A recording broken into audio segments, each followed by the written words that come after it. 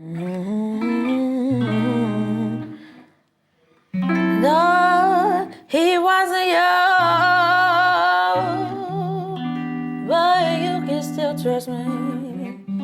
This ain't infidelity, no, it's not cheating. When you were on my mind, yes, he looked like you, but I heard love is blind.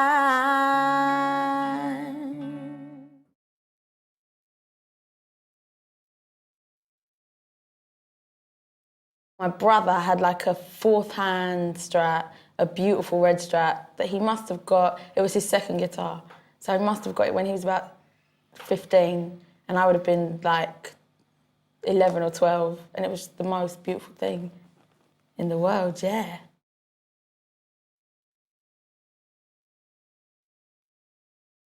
It's such a beautiful guitar. I mean, it's got to be probably the most attractive guitar there is, you know, but I don't know, just everything, you know. I don't know whether it was the fact that it was the first electric guitar I saw or, you know, because I was really young, but it's just, you know, the guitar or just the shape of a guitar represents so much, and especially when you're young and you're growing up and you're looking at the world in different ways, you know.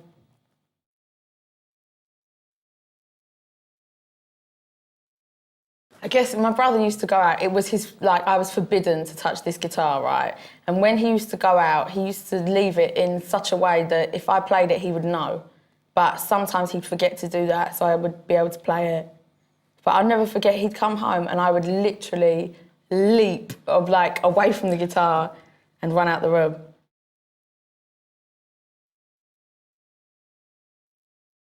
I've started playing on his guitar. I mean, it's easier to play an electric. So that's how I learned, you know, when my fingers were still really soft, you know. But then I got my own acoustic and I was okay, you know. It was so good to not have to say, can I use your guitar? You know, it was my guitar. And then he'd have to come to me and say, can I use your guitar? It was great. It's great.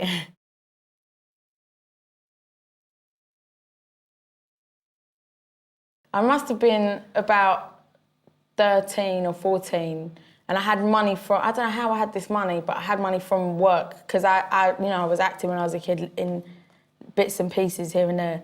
So yeah, I went to Bond Street, I went to Chapels in Bond Street, and I'd seen, it was a Fender actually, it was an acoustic Fender, I can't remember what it was, but it was, you know, it wasn't an amazing guitar, it was a good starting point guitar, you know, and I just played every day.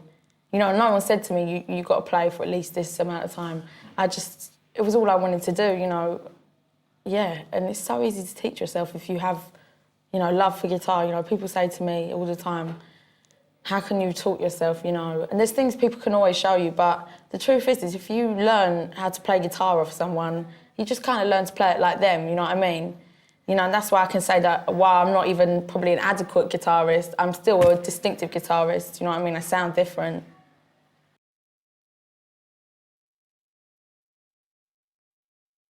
Well, I was just saying before, you know, I never really liked a lot of guitar bands. You know, I always loved Hendrix, always. There's room in everyone's life for Hendrix, you know what I mean? But I never really liked a whole bunch of bands, you know. I liked that kind of 70s stuff, Velvet Underground.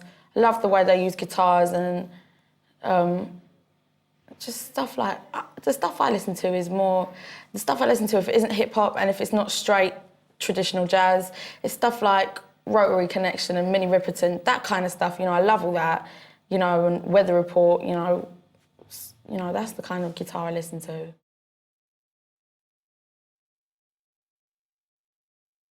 A lot of chords I write with are quite influenced by the way her and James Taylor would write, you know, just quite warm chords, majory chords, and, you know, just some nice, you know, nice bass notes and just a warmth, you know. I've never been one, to me guitar is a really warm instrument, and that's why I love it as opposed to the piano, is because it's such a warm instrument. You get so much warmth from a guitar, especially with those kind of chords, you know, those major sevenths with the nice, you know, bass notes and all that.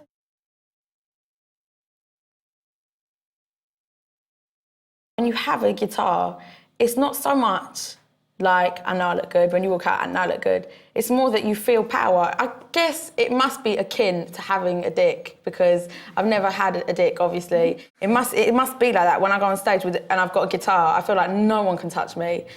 Like, not in a I'm so good way, but just in a, I feel it's all my strength, like, here, and it's, I don't know. The guitar, to me, the guitar represents, like, my music that's inside me, but in external, you know what I mean? The external. So I guess that's why it's like having a dick. It's like myself, but out, I guess. No, it is. It's a fine thing. It was with Yeah, Hendrix. I guess so, yeah. Definitely. Yeah, Definitely. and that's what it is for me. It's not so much an image thing, it's just that I feel like my own thing goes when I have a guitar on stage, I feel strong.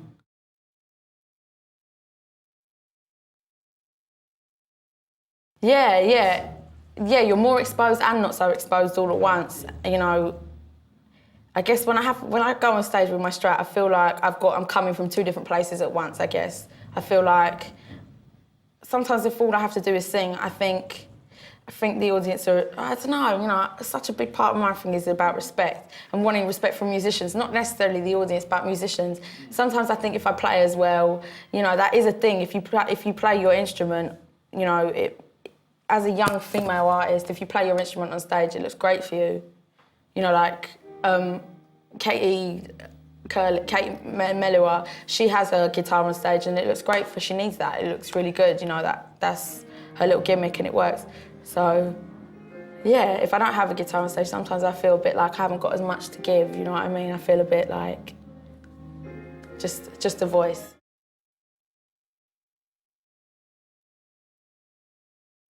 If you're a musician, you either, you go one of two ways. You either completely devote yourself to your musicianship or you don't, and that's literally it. And, you know, I wish I could be that kind of person. I think I'm the kind of person who in life, I need more than just what I can get from life. I need to express myself fully through a guitar, and I will be able to do that, please God, in 10 years.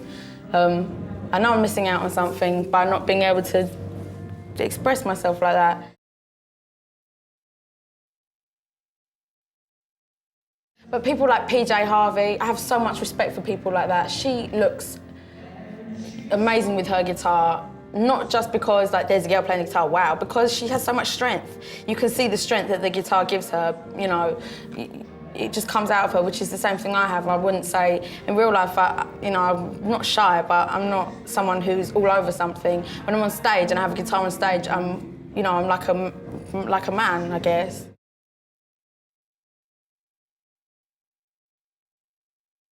A wicked solo, that's not, to me, what being a guitarist is about, you know.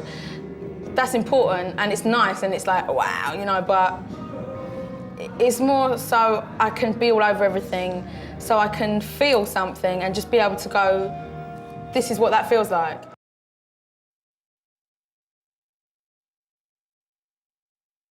Tonight is such an amazing thing. I love doing stuff like this, which is just about musicians and not about, these are the musicians we'll be releasing this year with our little record company package. Like, I love stuff like this. It's so amazing to be a part of it, and you know, something like this you feel like, yeah, I must be all right because these are legends, and these aren't people who are here just because they're famous. These people who are here because they're like, their musicianship and, you know, they're legends. You know, so it's amazing to be around people like that. But you know, I keep calling Brian May Sir. That's quite, I keep calling him Sir. But what else do you say? You know, like. Well, that's really embarrassing. I know, that's what he probably hates. That he's probably like, she called me Sir. Don't talk to her.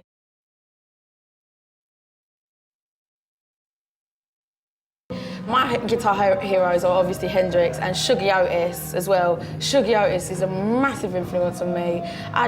You know, when I listen to Shuggie Otis, and I don't even know what he played, I don't know what kind of guitar he played, but when I listen to him, I feel like like what I just said, I feel like he would have a feeling about something and then just be able to channel it straight through his instrument. You know, Shuggie Otis was amazing, and I'd love to be able to make honest music like that, you know, something that is on wax or on CD, the same as it is in my head, you know, that clear vision from one thing to the other. I'd love to do that.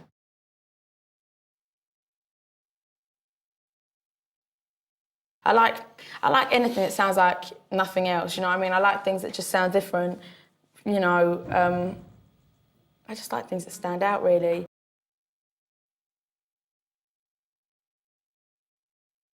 It was just before Christmas, and I just bought myself, my birthday's September, it's just been, right? So, and it was coming up to Christmas, and for my birthday, I just bought myself my 335.